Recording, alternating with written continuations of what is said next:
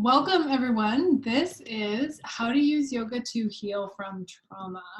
So today I want to start by introducing myself. I know some of you on this call, but some of you are new. My name is Lisa Danilchuk and I'm a licensed marriage and family therapist. I'm also an experienced registered yoga teacher. That's what ERYT stands for. I'm here at the Center for Yoga and Trauma Recovery in Oakland, California, which I founded. I'm also the creator of the Y4T online training program, which some of you know about because you've been through.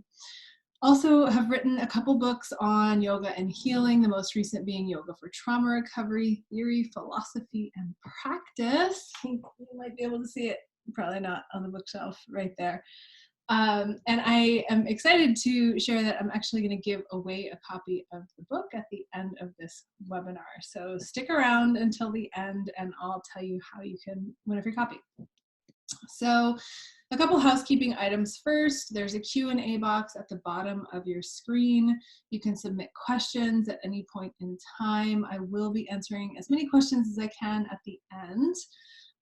There's a few questions that people have sent in beforehand too, so I'm going to try to get to as much as I can. If we get cut off for any reason, if you have to go, no problem. I'm going to send out the recording tomorrow, so no worries. I'm also going to share some other resources as well towards the end and in follow-up. I do have an 8-week online training program, so I'm going to talk about that very, very briefly at the end and send you some resources because I've already gotten questions from some of you about that. Okay, but today we're going to cover answers to the 3 most common questions I get about using yoga to heal from trauma.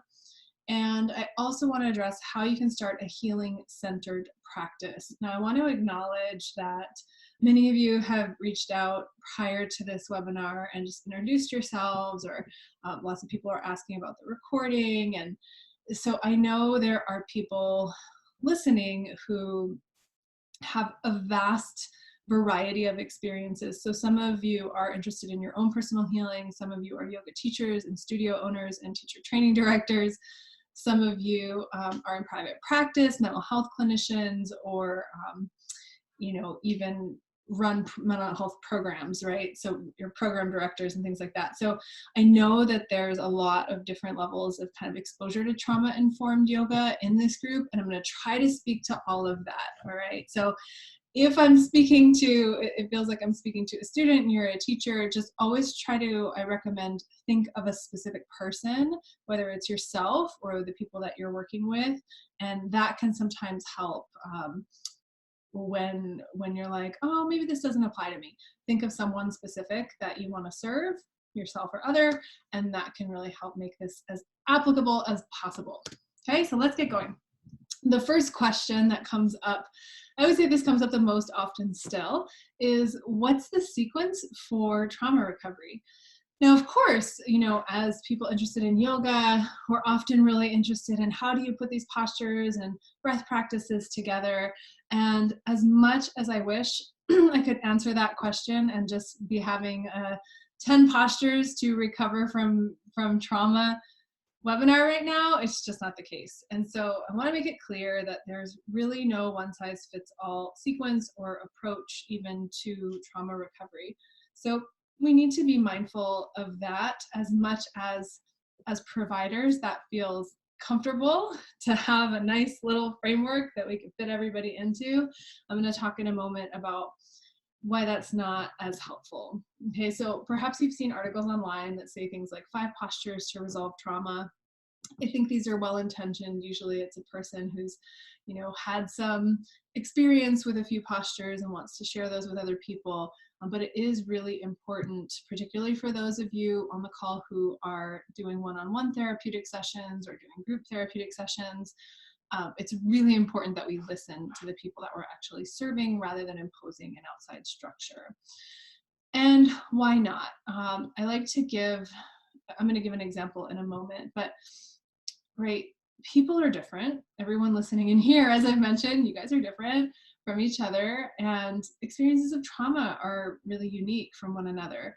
Symptoms even, right? If a bunch of people go through the same traumatic event, their symptoms might be really different. Some people might have nightmares, other people might have hypervigilance, other people might have sort of the more numbness, and all these different combinations, right? So it's really important that we kind of understand how trauma can impact people, and specifically how it's impacting the person or the people we're serving, or ourselves, right, if we're focused on ourselves. So what works for one person might not work for the other, and I've absolutely had the experience of one thing working really well for someone and it being the polar opposite for someone else. So that makes it harder for us as providers, because we have to think more and we have to hold that complexity.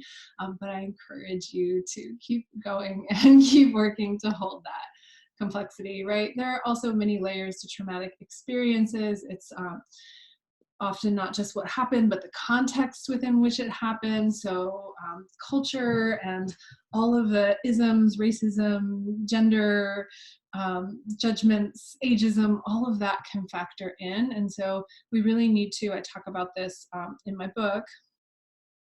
I should just hold it. I talk about this in my book in chapter 10 about systems, and how not only are the systems impacting us, but the way that the systems interact, our families with the culture, our politics with our, religion, like all of those things impact us. Okay, so there's so many layers to a traumatic experience. We can't just boil it down. So this is the example I want to give. What happens if you impose a structure? So I like to give this example of Katie, and I changed her name, but this woman who reached out to me and said, in not so many words, this isn't a direct quote, this is kind of my summary of what she said.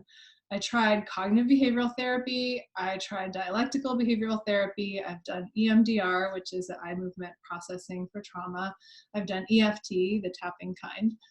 And while all these things have been helpful, I'm still struggling with complex PTSD. And so Katie wanted to try yoga. She heard it could help. And can you imagine if I said, okay, great, I have the 10, 5, however many, I have the sequence for trauma recovery. And I offered that to her. And then, she's like, well, it was a little helpful, but everyone seems to have the solution, and none of them are it for me. I've heard a lot of people say that because I get a lot of sort of complex cases passed on to me. So keep in mind that while it might be more comfortable for us as providers to have the solution and to feel really confident because it's so clear and structured, what's most helpful is if we can support and refine. And even with Katie, right, bring in all these things that she's already doing, that she has learned. Like, she didn't say they didn't work. She's just like, some of it was helpful, but I feel like there's more room for me to grow and to heal. So that's actually what we did, is we kind of pulled in these resources, what was helpful about CBT, what was helpful about EMDR, or what did she gain or learn from it. We could even apply that to her yoga practice, okay? So hopefully this makes sense. If you impose a rigid structure and it doesn't work for someone, they're gonna feel like the failure rather than helping them find what does work, and supporting their healing and being successful, however we want to define that. So if we as providers can't offer a specific sequence, well, what can we do instead? So this is a framework to help walk through the process. So if you're doing one-on-one or group kind of yoga-focused activities, the first thing I recommend doing is assessing the target issue. So if someone is feeling really depressed, or if they're having a hard time releasing tension or settling their body, they're experiencing anxiety or they can't sleep, like those are very different things. They can happen in the same person, right? But any given day, and overall, you want to keep track of like what are we trying to use yoga for, like what type of healing. So have some goals in mind overall, and make sure that you're kind of matching those goals to what's actually showing up from day to day.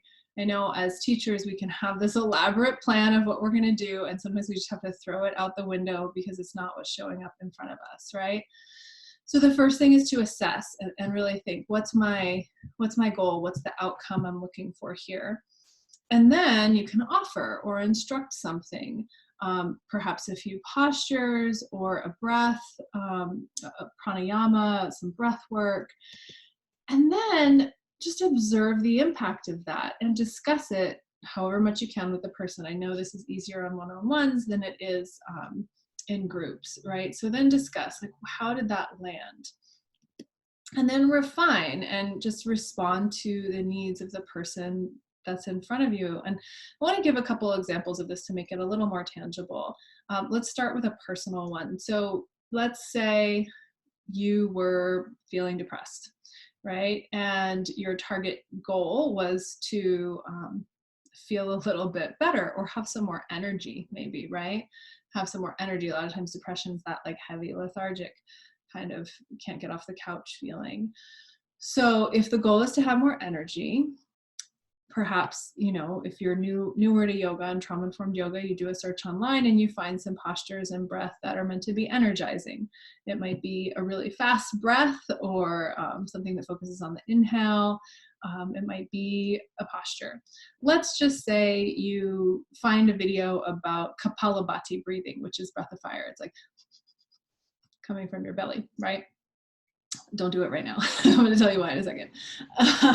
Let's just say you do that and you follow this video online and then you find yourself feeling really anxious. So sometimes people do feel that way with Kapalabhati, which is why I said don't join along unless you know it's good for you. So then what, right? Oh, okay, that actually didn't work. That made me anxious. All right, well, what's something else I can do? Also, back bends are meant to be helpful and bring some energy in terms of coping with depression. Oh, okay, well, maybe you can try this restorative back bend over a pillow or a bolster. So we're always looking at what the impact is and then responding to those needs and refining what's happening. I'll give another example. Say you're a provider and someone shows up and they're feeling anxious and their goal is to reduce anxiety, or they're feeling a lot of the hypervigilance symptoms that come with trauma. So it's really common in the yoga world to say forward bends are soothing and forward bends are cooling and they're good for anxiety. Not necessarily wrong, but a generalization, right? So say someone comes to you and you say, maybe it's Katie from before. Katie shows up, I'm having hypervigilance and anxiety. You say, okay, try this forward fold. She tries this forward fold and then feels claustrophobic, right? Which happens sometimes too. So in that case, forward folds are not soothing for her system. So then we need to say, okay, back up, let's try something different. Maybe, I know for some people, narrow leg forward fold or wide-legged forward fold, standing or sitting, feel very different. There are also other things that can be soothing. You could change and start working with the breath instead, or a different shape, okay? So that's this process of assessing, offering, observing, and refining. I talk more about this on page 92 of Yoga for Trauma Recovery. I know some of you have it, so if you want to read more about that, it's there. The next question that comes up a lot is, do I have to contort my body to do yoga, right? And of course, I think this comes more from people who are just wanting to learn more about yoga for their own healing. And no is the answer. You don't. Of course people think this because look at the images we still have all over the place despite all this evolution in the yoga world and understanding of how some of these postures aren't even helpful for our bodies. You don't have to be bendy to practice asana, and you don't have to practice asana to practice yoga. Now I'm going to tell a little story. One of my first students back in 2003, Joanna, she and I connected and we created, we never actually did it, so I'm going to leave this in your hands now, but we thought it would be hilarious to have the Tadasana Instagram challenge, right? Where you take a picture of yourself in mountain pose and post it on social media. And we would joke with like, my yoga looks like this, Tadasana challenge. So we can still joke about this to this day. I haven't seen her in a few years, but I could text her in 5 minutes and she would laugh. It's just one of those things. But mountain pose is really standing with intention, right? It's kind of just standing there, but maybe not in a haphazard way, in an intentional way. So I know there are people who can't stand, there are people who can't sit, there are for people who it's difficult to lie down, but all of those sort of templates, standing, sitting, lying down, are yoga. And there are many things and options in between, and things that even don't involve the body. So we never picked up on it. We didn't start the Tadasana Instagram challenge. I'm going to pass that on to you. Please tag me and I'll tag Joanna so we can laugh, because I think it makes a great point, and I love looking at pictures of people. Like I have one of her just standing in 2 feet of water, actually at her bridal shower here in Napa. We're in Bolinas, and she's just standing in the shore in 2 feet of water in Tadasana.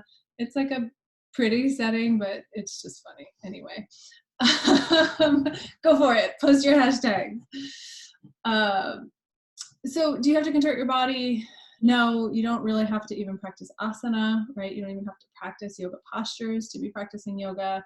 Some of you have training in yoga philosophy, so you know where I'm going with this, but peacefulness and truthfulness and mindful action, all of these are elements of yoga.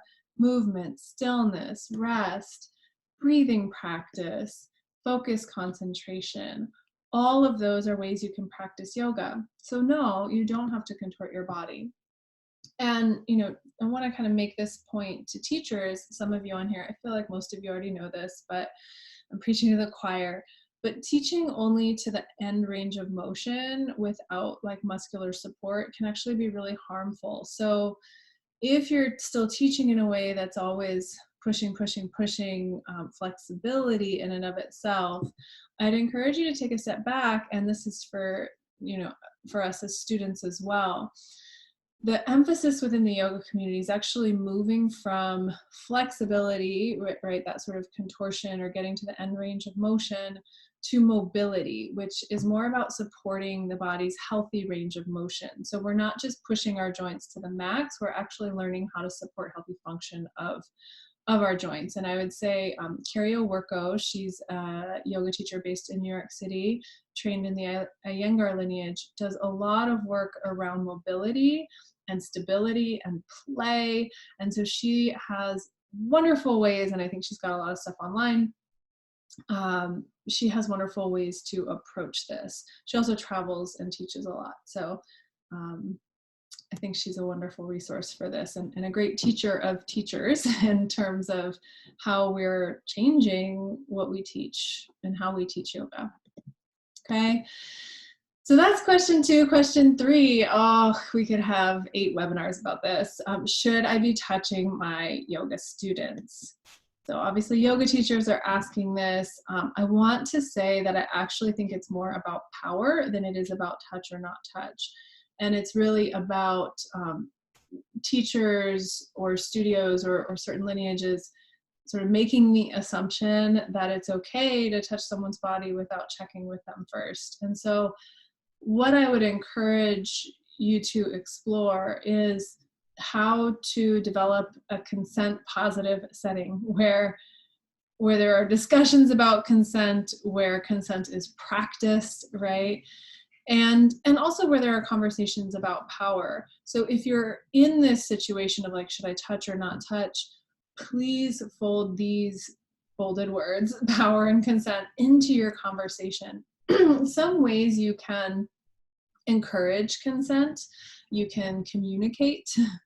These are just examples, are to have intake paperwork, to have policies for the studio very clear. You can even write about if you have these little touch, no touch chips, right? Assist, don't assist. If you have those, you can include it into your introduction or orientation to the studio. Also for teachers at the beginning of class, saying something like, hey, in this studio, we do offer hands-on assist. If you'd like that, please place a 4-leaf clover on your mat. You'd have to have 4-leaf clovers available for that, obviously. And then, right, have ways to continue to kind of check in about this. So these methods of communication that Chip I just showed, having a card with words on it is helpful. Some people I know can use paper clips on one side of the mat or the other, whether you want assist or you don't want assist. It's great to get creative about this as long as you're consistent, right? As long as someone doesn't go to one class and it's one thing and go to a different class and it's the opposite. So find these ways to communicate during class. And this applies for therapists listening too, right? If you're doing any kind of work that has depth or any sort of hypnotic factor, even EMDR, I think has a hypnotic factor, it's good to have ways that people can signal things to you. So maybe there's like I've got to stop now, or yeah, this is okay, or right, just finding ways to communicate that aren't just verbal. So we can do that during a class, we can do that during a session, and we can always open up channels for feedback.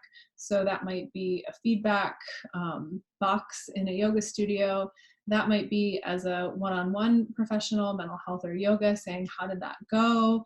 Checking in, how did you feel after last time, right? Really making sure that there's invitations to not only give consent or revoke consent, but also process what is happening, right?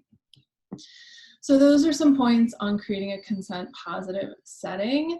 Remember that touch is our first language. So it goes much deeper, and I would say more quickly, than spoken or written language.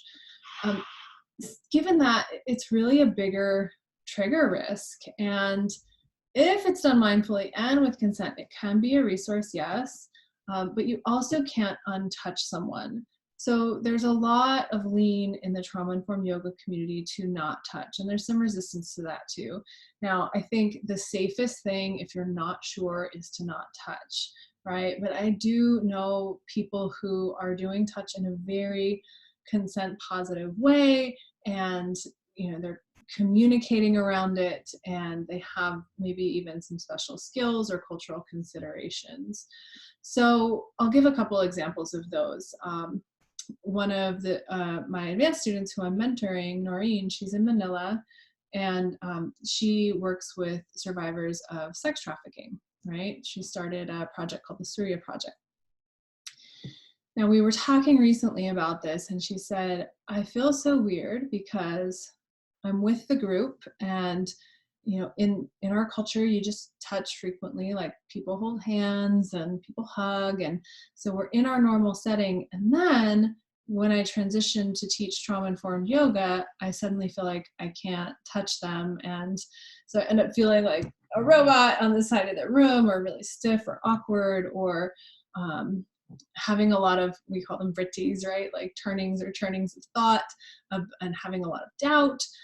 Okay, she was clearly feeling uncomfortable, right? So we're talking about this and saying, well, what do you want to do with that, right?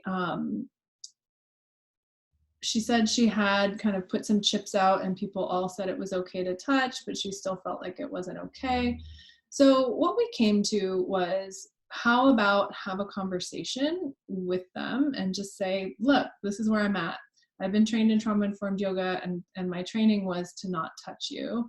But I recognize that we hug, and we, this is kind of the culture that we live in and the culture of this program already. So I might be a little weird in class, my words, not hers. I might be a little weird in class because I'm kind of conflicted.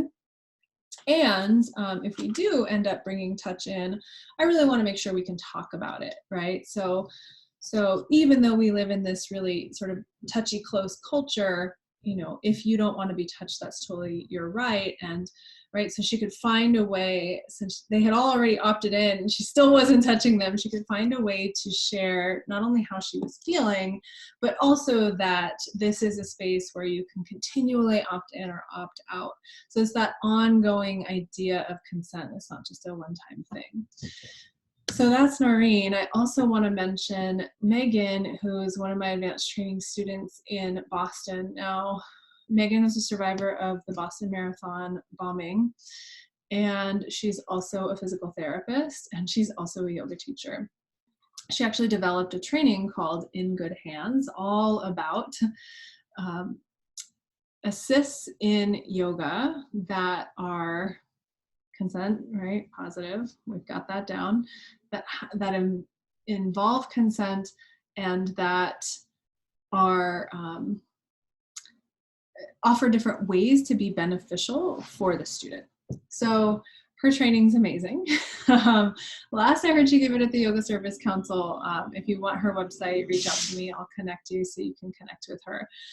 But like, she has training as a physical therapist, and part of her work, long before even becoming a yoga teacher, was hands-on bodies in a therapeutic way. So one, she has this really specific training, and two, she has the personal experience, and many of her students have the personal experience of touch being helpful in their healing practice. She gives an example of a client who lost their partner and lost, there's the grief of the trauma, but there's also the loss of touch that goes with that.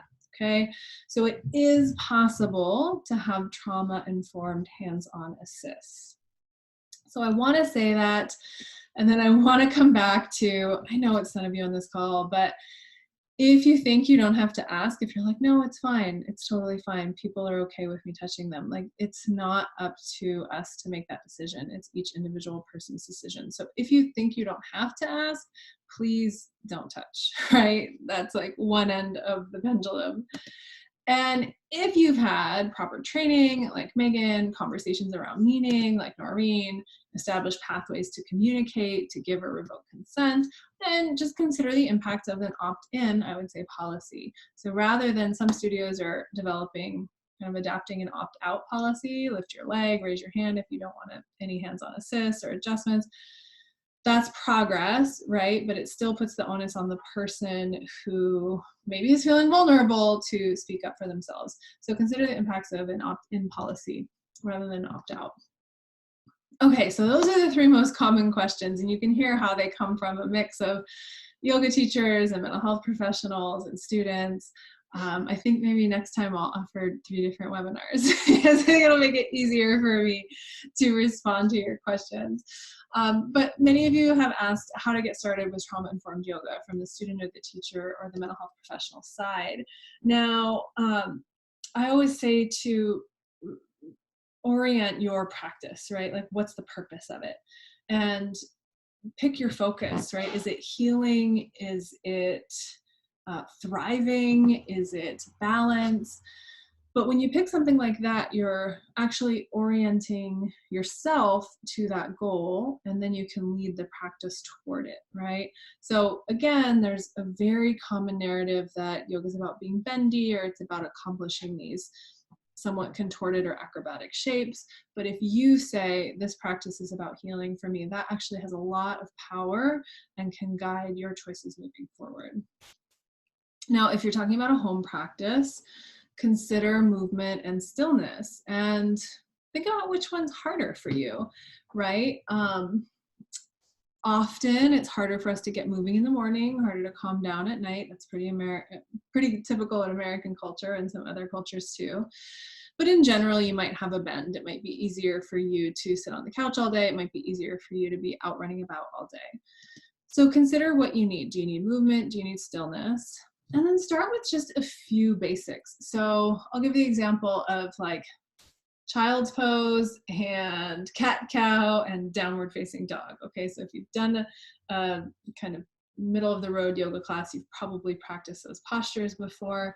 Say you just pick those 3 and you start practicing them in the morning. You're like, okay, get out of bed, get on my yoga mat, child's pose, cat-cow, downward dog. Rather than just doing them in this mechanical way and thinking kind of like the first question, they're going to magically, change your life. Also consider the value of listening to your body and being responsive to your own body as you're in your practice. So what I mean by that is invite bottom-up movements, so body to mind rather than mind to body. Now, I have really bad yoga jokes, so please bear with me. I don't just mean bottom up, like butt in the air and downward facing dog or Adho Mukha Svanasana. Wah, wah, wah. That's not what I mean. I mean listening to your body, right? So if your body doesn't want your butt in the air, maybe that's information and you don't do downward facing dog, right? Maybe you do Tadasana instead and post your picture on Instagram. I'm not even on social media that much, but I think it's funny. And then remember that habits add up, okay? So say you pick this gentle movement practice to get going. You're gonna child's pose, cat, cow, down dog, Tadasana in the morning. You just pick those few basics and you start integrating it into your routine. So maybe it's even before you brush your teeth in the morning. And then you get a little kind of added stretch in there. So like for me, I know with cat cow, and oh, I can already feel it now. I like to roll my neck a little side to side because I'm on the computer and the phone a lot and sit and, drive, and my neck gets stiff. And so when I roll my head just in that cat cow, it feels so good for my body. My body really calls for that. Another example of bottom up movement is, like a slow pedal from hip side to side and downward facing dog. I know people have a lot of opinions about whether you should be still or, make your body be still, but I'm really of the belief, and I really advocate that we listen to those impulses. I think that's really important, particularly when we're recovering from something traumatic. So I invite those bottom up movements. A lot of times I'll pedal through my hips and kind of work through a run that I just went or a hike from the weekend. Just know that these habits add up, right? So the things that you do daily really matter. So even if it feels like that's only 3 or 4 postures, or that's only one, 5 minutes of breathing, like these things really add up and are powerful. So please keep that in mind. If you're going to a studio and you're newer to studios, feel out the teachers in the studio space. You can check out their website, check out their descriptions of classes. Often there's classes that are more athletic and movement focused. There are classes that are a little middle of the road, and there are maybe some yin or restorative classes that are more soothing. So ask if they have trauma-informed teachers, if they have any, trauma-informed policies, or if they opt in or out for hands-on assists. You can ask those questions in an email or a call, or you can go to the studio and kind of feel it out before you take a class. Now, I wish I didn't have to say this, and hopefully one day I won't, but if you're kind of concerned, like, oh, I don't know if I go to a class, if I want someone to touch me, practice communicating your needs with the leader, right? So whether that's the person at the front desk or the person leading the class, saying things like no thank you or no, right? Saying that doesn't work for me, that doesn't work for me today. Just have those go-tos ready so that if you need to say no, you can. Again, those of you who are in positions of power, studio owners, teachers, know that this is much harder to ask someone not to touch you than it is for the system to create a consent positive framework for students. So that's why I have the little asterisks here, is like, I wish we didn't have to say this for ourselves, and hopefully increasingly as studios become more trauma informed, we won't, but these are some go-to things to have handy, or maybe even just tell the instructor beforehand, I need some space and I don't want any hands-on assists. Also, just listen to your intuition. If something feels off for you, if your body's in pain or it's not resonating, you can always leave. Personal recommendations tend to be really helpful for this type of thing. So someone who knows you, or someone who's been to a class before, as with many things, right? It can be helpful to get that kind of recommendation. Now, specifically for yoga teachers interested in trauma-informed yoga, I would say learn as much as you can about trauma. Listen to your students, watch, observe, respond. Be aware of the rigidity in systems of like really needing to know or needing to have the way. And it's okay to practice within your own training and your own system, but keep some awareness that like I said in the beginning, people are unique and different, and what worked for you or what worked for your teacher or what worked for a handful of people might not work for everyone. So above all, just be responsive to your students' needs. Like I said earlier, if someone's coming into a forward fold and getting tense or experiencing anxiety, if they communicate that to you or if you see it non-verbally, you definitely want to find another way. Now, yoga teachers also seem to have, it's a common experience of someone maybe after class coming up and sharing their personal story or their trauma history. And with that, both for you as the teacher or the space holder and the person that's experiencing the trauma or experienced the trauma, I would like to say just don't go it alone. So for you, if you're the person teaching and someone comes up and they're crying and they're saying all these things have happened, a great question to ask is what other supports do you have right now? Because right, it's a lot of yoga teachers tell me, I'm not a therapist, I don't know what to do. Well, no one should be relying solely on one yoga class or one mental health provider even, right?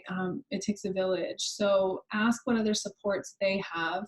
And even for you as a studio owner, someone holding space, like have those other referrals handy, have resources available, and have places where you can go and talk about how that feels for you if you like have to leave your yoga class and you have to get to your next job and your next class, and someone's coming with a lot of emotional information or processing. Sometimes it feels like, oh great, they trust me and something's happening. That's all good, but the more support the better for you and for that person. Little note to mental health practitioners, I would like to say, don't be afraid to move your body, okay? I'm sitting on a bouncy ball right now. This is what I often, not always, but I often sit on if I'm doing seated therapy.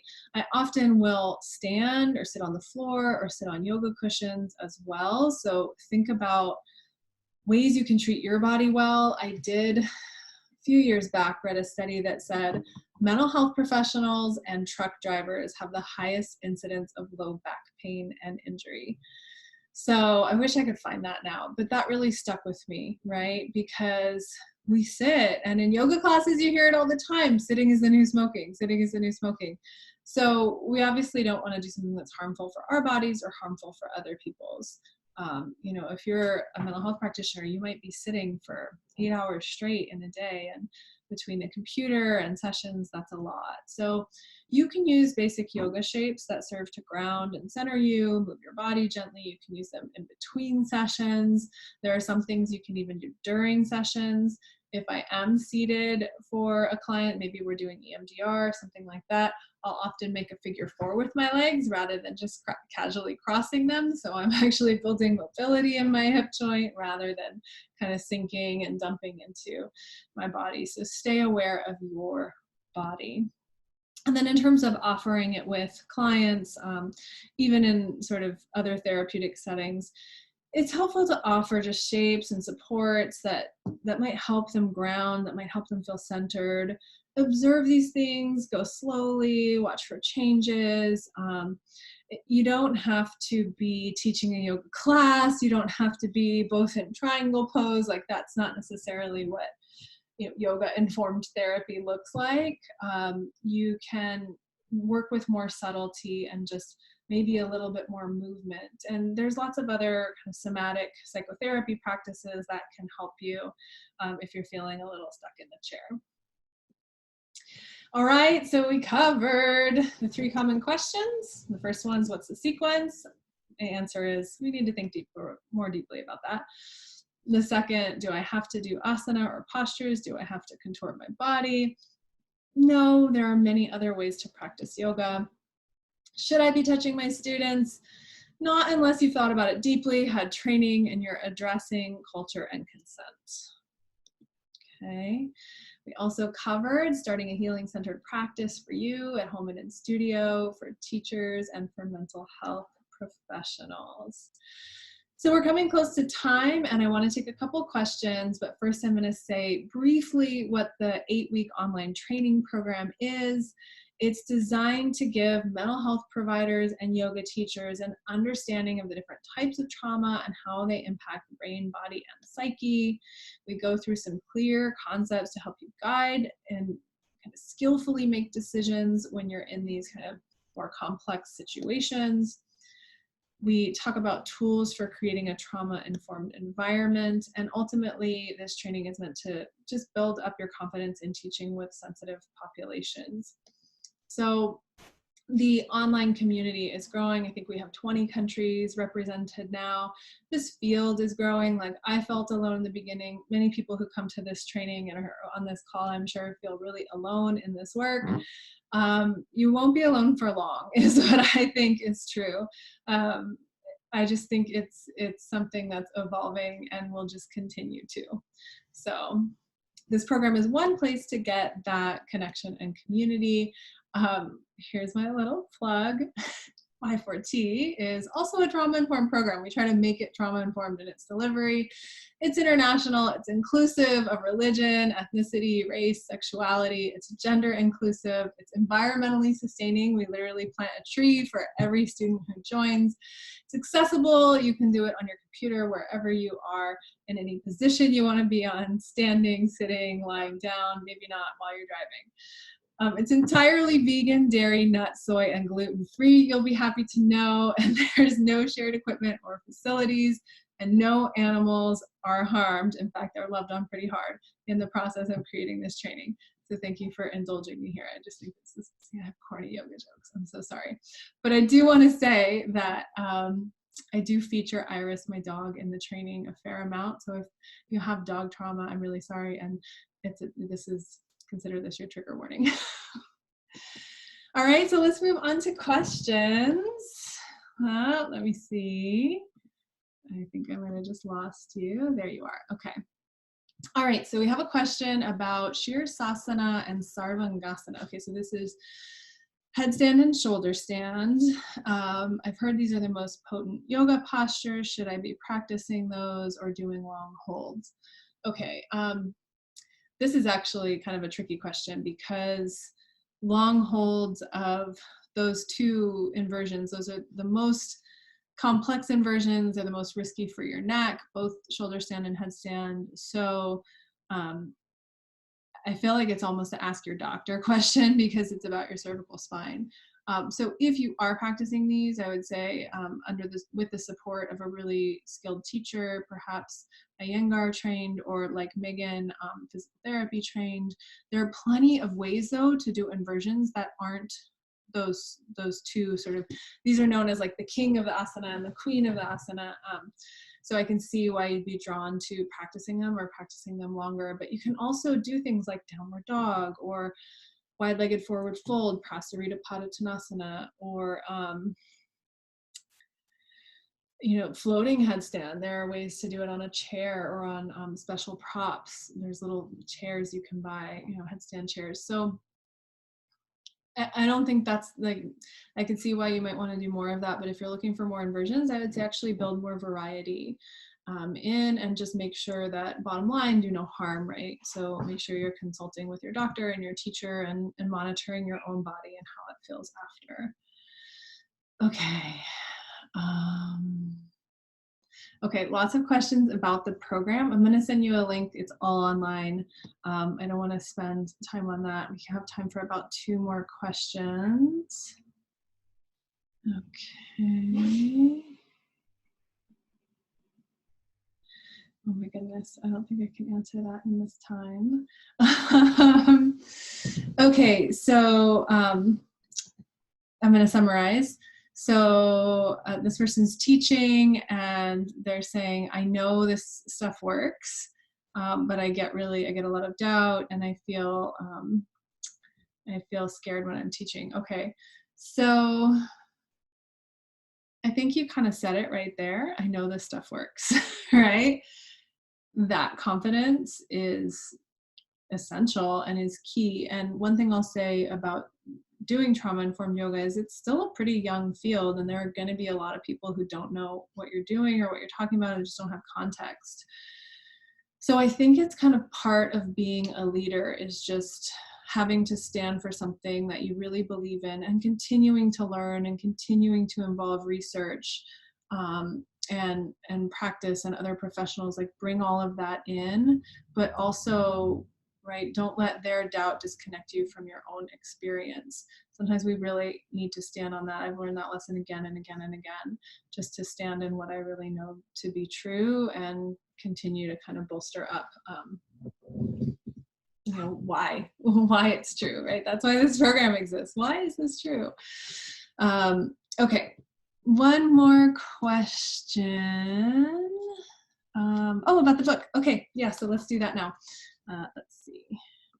Move us forward. Thank you for your time. Thank you for your questions. And I know there were a lot of questions I didn't get to.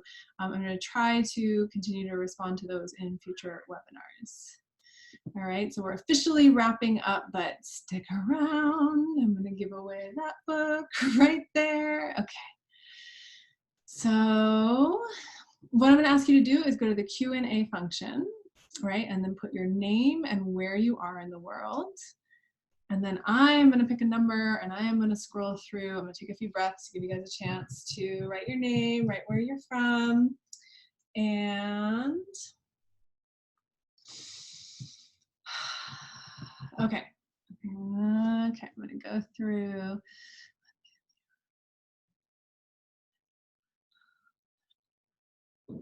Woohoo! All right, Alicia Newcomb, thank you so much. You are random winner. I picked number 17 and you were number 17. Okay, so either in the chat right now or in response to your emails for this webinar, please send us your shipping information. We will send a book out to you. Funny story about the cover, that's me in Iceland, the northeast corner of Iceland. Super spontaneous picture. I'd been camping for like a week there, got my like wallet phone keys in my pocket. It actually was not meant to be a cover photo, but the scenery was so stunning that it's a cover photo. So there you go. All right, everyone, I want to close by just thanking you for the work that you're doing, both to heal yourself and to help other people. All of that's important. All of that has a ripple effect. So I really just want to thank you from the bottom of my heart for being a healer and a helper and a positive person in this world. As I said, I'm going to send out the recording so you can watch this later. And I'm also sending you much love. And I hope all of you, I know some of you didn't win the book, but may you have other luck coming your way. I see it. I smell it. All right. Take care, guys. Bye-bye.